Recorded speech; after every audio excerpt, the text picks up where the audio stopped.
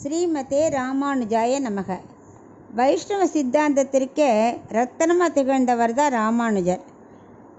அவரை திருக்கோளூர் பெண் பிள்ளை சேவிச்சுட்டு 63வது வாக்கியம் சொல்கிறா, அருள் ஆழம் கண்டேனோ நல்லானை போலே. அவள் சொல்கிற ஒவ்வொரு வாக்கியமுமே ரொம்ப ஆழ்ந்த கருத்துக்களை கொண்டது தான். அதில் இன்றைக்கி நம்ம இந்த 63வது வாக்கியத்தை பார்க்குறோம். அதாவது பகவானோட ஆழத்தையே கண்டேனோ நல்லானை போலே அப்படிங்கிறா. ஏன்னா ராமானுஜர் 1000 வருஷத்துக்கு முன்னாடியே ஜாதிகளெல்லாம் உடைச்செறிஞ்சவர். எந்த ஜாதியாக இருந்தாலும் பரவாயில்ல, சரணாகதின்னு வந்துட்டா போகிறோம், அவளுக்கு எப்படி மோட்சம் அடையக்கணுங்கிறத கற்று சொல்லி கொடுத்துருவார். அதே மாதிரி பகவானுக்கு ஜாதி பேதம் கிடையாது இல்லையா? அதே மாதிரி ராமானுஜர் அதை தான் மெயினாக வச்சுட்டு இருந்தார். பக்தி தான் மெயினாக இருக்கணும், ஜாதி மதம்லாம் பார்க்கக்கூடாதுங்கிறது ராமானுஜரோட சித்தாந்தம். காவேரி ஆற்றங்கரையில் ஒரு வைஷ்ணவர் வாழ்ந்து வந்தார். அவர் என்ன பண்ண, சிறந்த பக்தர். தினமும் அந்த குளத்தில் குளிச்சுட்டு சாஸ்திரங்களை சொன்னபடி எப்படி நடக்கணுமோ அப்படி வாழ்ந்து வந்துட்டு இருந்தார். ஒரு நாள் அவர் குளிச்சுட்டு இருக்கும்போது ஒரு சடலம் வந்தது, ஒரு பிணம். அது ஒதுங்கி இவர்கிட்ட வந்தது. அதை பார்த்தார். என்னடா அது, இப்போ ஒரு பிணம் வருதே, ஆனால் அதை பார்த்தா சம்ஸ்காரம் பண்ணலையே அப்படின்னு பார்க்குறார். பார்த்தா அந்த சடலத்தில் தோள்களில் சங்கு சக்கரம் முத்திரை பதிஞ்சிருக்கு. உடனே வைஷ்ணவ சம்பிரதாயத்தில் என்ன முக்கியம், சங்கு சக்கரம் தானே. அதனால் அவர் பார்த்துட்டு, ஓ இவர் நம்ம நாராயண அடியவர்கள் அப்படின்னு சொல்லிட்டு இது ஒரு அடையாளம் போகாதா அப்படின்னு நினச்சிட்டு உடனே அவர் என்ன பண்ணார், அந்த சடலத்தை எடுத்து அந்திம சம்ஸ்காரம் பண்ணிட்டார். யாருடையதுலாம் பார்க்கவே இல்லை, யாருன்னு தெரியாது இவருக்கு. யாரோட சடலமோ வருது, சங்கு சக்கரத்தை பார்த்தார், பண்ணிட்டார். ஏன்னா மாரநேரி நம்பி அவர் ஹரிஜன் தான், அவருக்கு பெரிய நம்பி பண்ணாரே ஸ்ரீரங்கத்தில். அதை மாதிரி ராமானுஜரை மனசில் தியானிச்சுட்டார், அது உடனே செஞ்சுட்டார். இது ஊரில் இருக்கிற மக்களுக்கெல்லாம் தெரிய வந்தது. உடனே அவள் என்ன பண்ணா, இதை விட்டு ஒதுக்கி வச்சுட்டா. தன்னோட இடத்துலேருந்தே அவரை கோவிலுக்கெலாம் கிட்ட வரக்கூடாது, அங்கே வரக்கூடாது, ஜாதி பண்ணுற மாதிரி ஒதுக்கி வச்சுட்டா. நீ என்ன இப்படி, அவன் எந்த ஜாதியும் கூட தெரியாது, நீ எப்படி பண்ணலாம் அப்படின்னா.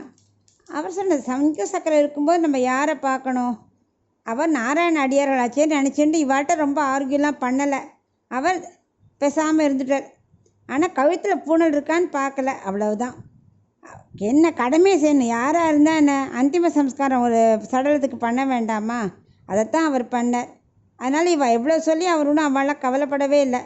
அடுத்து நான் என்ன பண்ணால், அவர் கோயிலுக்கு மற்றவாள்லாம் போகும்போது இவர் அலோவ் பண்ணலை. இவர் அப்படியே வெளியிலேயே நிற்கிறார், ஒதுங்கி நிற்கிறார், இவரை கண்டுக்கலை. அதனால் என்னப்போ அப்படின்னு அவர் மாட்டுக்கு ஒரு ஓரமாக நிற்கிறார். மற்ற எல்லா மக்களும் உள்ளே தள்ளி நிற்கிறார், அவர் கிட்டக்கே வரல. ஆனால் பகவான் இருக்காரே, அவர் ஒதுக்குவாரா? உடனே பகவான் என்ன பண்ணார், நேராக அர்ச்சகரோட உடம்புல ஆவிர் வச்சு பேச ஆரம்பிச்சிடார்.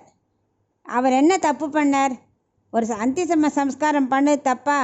ஊருக்கு வேணால் உங்களுக்கு வேணால் பொல்லானா இருக்கலாம், எமக்கு அவர் நல்லான். ஊருக்கு நீ அவர்கிட்டே சொல்கிறார், அந்த வைஷ்ணவர்கிட்டே, ஊருக்கு நீ பொல்லான், எமக்கு நீ நல்லான் அப்படின்னு அவர் சொல்கிறார். உடனே மக்களுக்கே ஒரே ஆச்சரியம், பெருமாளே சம்மதிச்சிட்டாரேன்னு அவளே ஆச்சரியப்பட்டா. அப்படிதான் அதுலேருந்து வந்த ஃபேமிலிக்கு தான் நல்லான் சக்கரவர்த்தின்னே பேர்.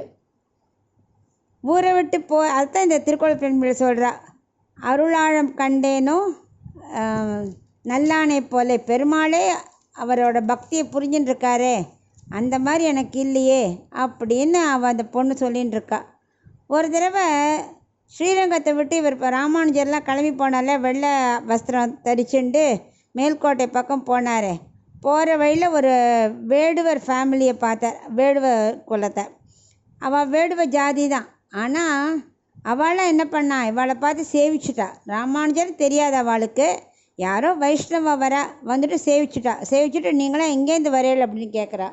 அப்பா அவள் சொன்னால், நாங்கள் ஸ்ரீரங்கத்துலேருந்து வரோம் அப்படின்னு சொன்னோடனே, அப்பா ஸ்ரீரங்கம்மா, இப்போ ராமானுஜர் எப்படி இருக்கார் அப்படின்னு கேட்குறா.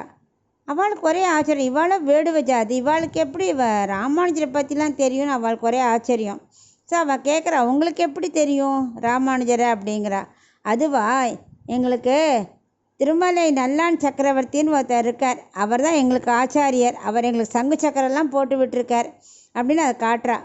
இவருக்கு ஒரே ஆச்சரியம் ராமானுஜருக்கு, ஏன்னா அவர் ராமானுஜர் சிஷ்யராச்சே நல்லான் சக்கரவர்த்தி.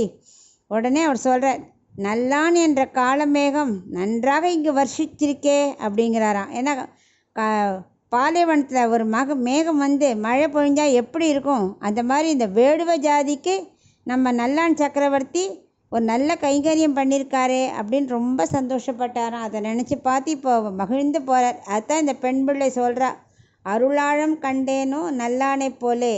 எப்படி பக்தியாக இருந்து பகவானையே மனசில் நினச்சிட்டு அந்திம சம்ஸ்காரம் யாருன்னு பார்க்காட்டாலும் யாருக்கானாலும் பண்ண வேண்டிய கடமைன்னு பண்ணாரே. அதனால தானே அந்த பகவானே எமக்கு நல்லான்னு சொன்னார். அந்த பாக்கியம் வேண்டாமா அப்படிங்கிறா. அதனால் நம்ம என்ன பண்ணணும், ஜாதி வேதெல்லாம் பார்க்கவே கூடாது. யாராக இருந்தாலும் என்ன உதவி செய்ய முடியுமோ அதை நம்ம செய்யணும். ஏன்னா அந்திம சம்ஸ்காரம் யார் வேணால் பண்ணலாம், அதுக்கு ஜாதி வேதெல்லாம் கிடையாது. பகவான் பார்க்குறது ஒன்லி பக்தி தான். அதை நம்ம தெரிஞ்சுக்கணும். யாரையும் துவேஷம் பண்ணக்கூடாது அப்படின்னு நம்ம இதில் தெரிஞ்சுக்கிறோம்.